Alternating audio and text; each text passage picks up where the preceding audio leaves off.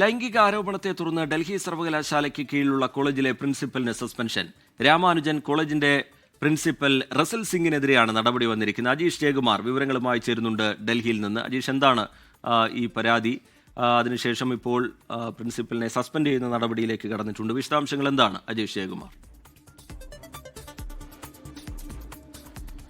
രജിത്, കഴിഞ്ഞ മാർച്ചിലാണ് ഇത് സംബന്ധിച്ചൊരു പരാതി കോളേജിലെ ഡൽഹി സർവകലാശാല വൈസ് ചാൻസലർക്ക് ലഭിക്കുന്നത്. ഈ പ്രിൻസിപ്പൽ രാമാനുജൻ കോളേജിലെ പ്രിൻസിപ്പലായിട്ടുള്ള റസൽ സിംഗ് ലൈംഗികമായി പീഡിപ്പിക്കാൻ ശ്രമിച്ചു എന്നാണ് വനിതാ അധ്യാപകർ നൽകിയിട്ടുള്ള പരാതി. ഈ പരാതി ആദ്യം ഡൽഹി സർവകലാശാല വൈസ് ചാൻസലർക്കായിരുന്നു നൽകിയത്. പിന്നെ അതിനുശേഷമാണ് ഇന്റേണൽ കമ്മിറ്റിക്ക് അടക്കം ഈ പരാതി നൽകിയത്. പിന്നീട് ഇതിന്റെ ഒരു പ്രാഥമിക അന്വേഷണം നടത്തിയതിനു ശേഷം റിപ്പോർട്ട് ഡൽഹി വൈസ് ചാൻസലർക്ക് ICC നൽകുകയായിരുന്നു. അതിനെ തുടർന്നാണ് സെപ്റ്റംബർ 18 ഈ പ്രിൻസിപ്പലിനെ സസ്പെൻഡ് ചെയ്തത്. ഇപ്പോൾ പ്രിൻസിപ്പൽ റസൽ സിംഗ് പ്രധാനമന്ത്രിക്കടക്കം ഒരു കത്ത് അയച്ചിട്ടുണ്ട്. ഈ കത്തിൽ പറയുന്നത് ഇത് രാഷ്ട്രീയമായി കെട്ടിച്ചമച്ച രാഷ്ട്രീയ പ്രേരിതമായിട്ടുള്ള ഒരു ആരോപണമെന്നായിരുന്നു. താൻ ഒരു വനിതാ അധ്യാപകർക്ക് നേരെയും മോശമായിട്ട് പെരുമാറിയിട്ടില്ല എന്നാണ് ഈ റസൽ സിംഗ് പറയുന്നത്. ഈ വനിതാ അധ്യാപകരിൽ ഒരാൾ കേന്ദ്രമന്ത്രിയുടെ മകളാണ്.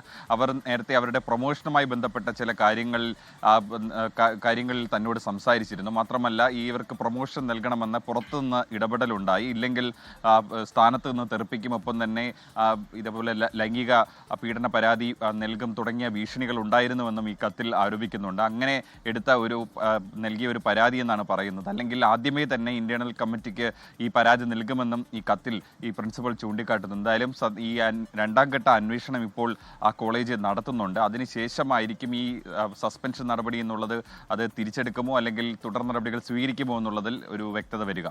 ലോകത്തെവിടെയായാലും ഏത് സമയത്തും 24 വാർത്തകളും ഓഗ്മെന്റഡ് റിയാലിറ്റി പാക്കേജുകളും എക്സ്പ്ലെയിനറുകളും വിശദമായി കാണാൻ ഞങ്ങളുടെ യൂട്യൂബ് ചാനൽ നിങ്ങൾക്ക് സബ്സ്ക്രൈബ് ചെയ്യാം.